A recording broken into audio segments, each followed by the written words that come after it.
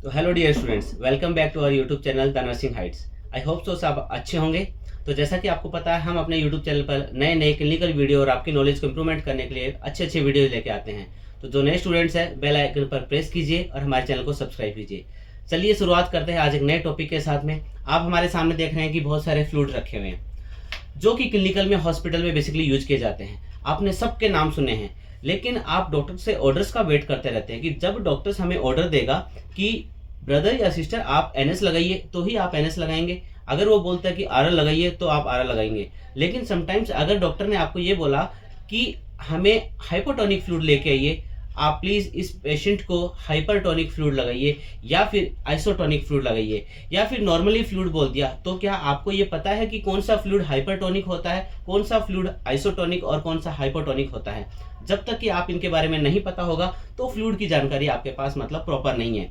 और बेसिकली ऐसा हमारा मानना है कि जब आप हॉस्पिटल में, क्लिनिकल में अगर काम कर रहे हैं, तो आपको इन फ्लूइड्स की जानकारी और इनके टाइप्स कैसे, इनके कौन कौन से फ्लूइड होते हैं, इनकी जानकारी होना बहुत ही ज़्यादा ज़रूरी है। बात करें एग्जाम के हिसाब से, देखो एग्जाम में भी इनके ऊपर क्वेश्चन हमेशा पूछे जाते हैं। नॉर्थ स्टेट में या अलग स्टेट लेवल में एग्जाम पे क्वेश्चन, बहुत बार एग्जाम में क्वेश्चन पूछे गए हैं कि आइसोटोनिक फ्लूइड कौन कौन से होते हैं, या मोस्ट कॉमनली प्रीफर्डली यूज करने वाले फ्लूइड कौन से होते हैं, आइसोटोनिक होते हैं या हाइपरटोनिक होते हैं। या फिर इनके यूजेज पूछे जाते हैं कि कौन से हाइपरटोनिक फ्लूइड होते हैं, वो किस कंडीशन में यूज किए जाते हैं, और आइसोटोनिक फ्लूइड होते हैं वो किस किस कंडीशन में यूज किए जाते हैं। तो आई होप सो ये सारी चीज़ें हम एक वीडियो के थ्रू क्लियर करेंगे।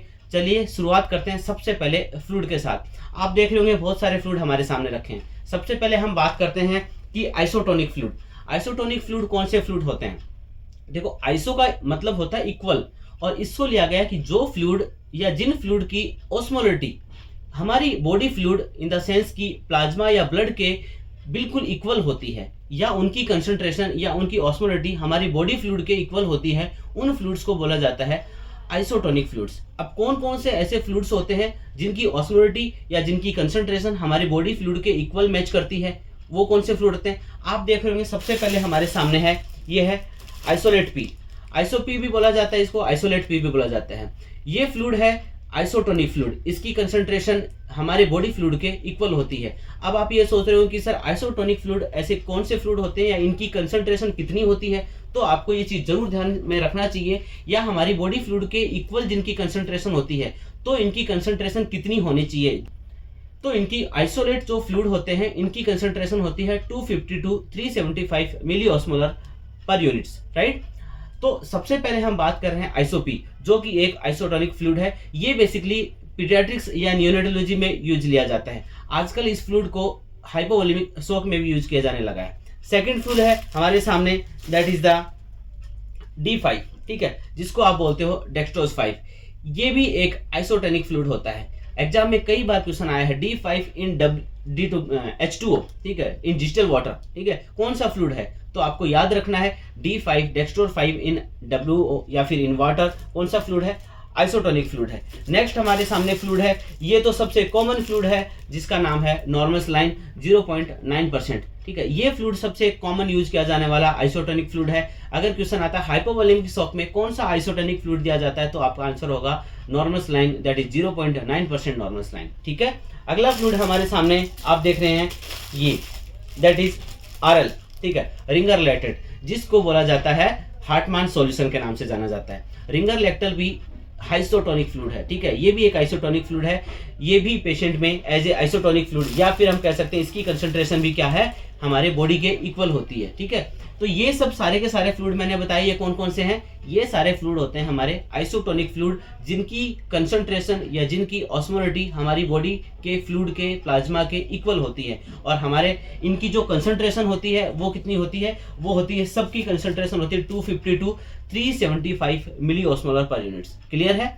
तो चलिए इनको रख देते हैं हम साइड में। अब हम बात करते हैं हाइपोटोनिक फ्लूइड की।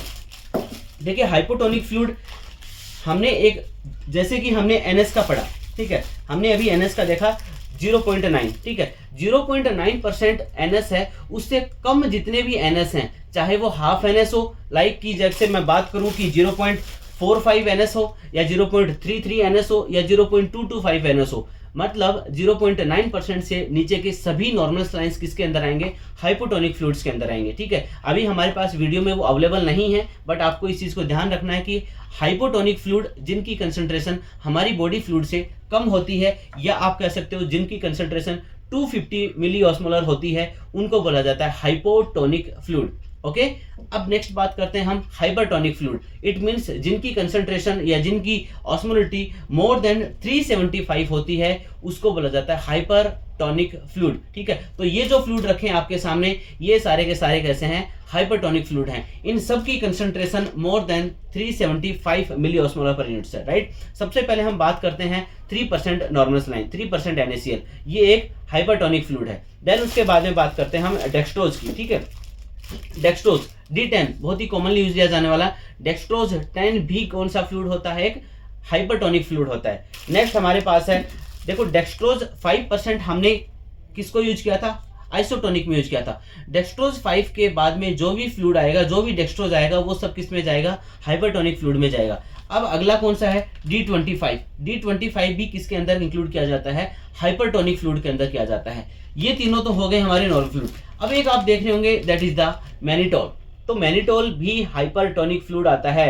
ठीक है, मैनिटोल का यूज किया किसमें किया जाता है, जब इंक्रीज आईसीपी का केस में होता है, तो ये क्या करता है, सेरिब्रल एडिमा को कम करने का काम करता है। ये क्वेश्चन एग्जाम में कई बार पूछा गया है। तो मैनिटोल 20 या मैनिटोल जो है वो एक क्या है, हाइपरटोनिक फ्लूइड के रूप में यूज किया जाता है। ठीक है, तो आई होप सो ये सारे के सारे क्या थे, फ्लूइड्स थे, जो कि हमारे एग्जाम में कई बार क्वेश्चन पूछे जाते हैं इनके रिगार्डिंग। ठीक है, तो आपको याद होना चाहिए कि कौन कौन से फ्लूइड आइसोटोनिक होते हैं और इनकी ऑस्मोलिटी या कंसंट्रेशन कितनी होती है, या कौन कौन से ऐसे फ्लूइड्स होते हैं जो आइसोटोनिक, हाइपोटोनिक और हाइपरटोनिक होते हैं। तीनों के तीनों की कैटेगरी आपको पता होना चाहिए।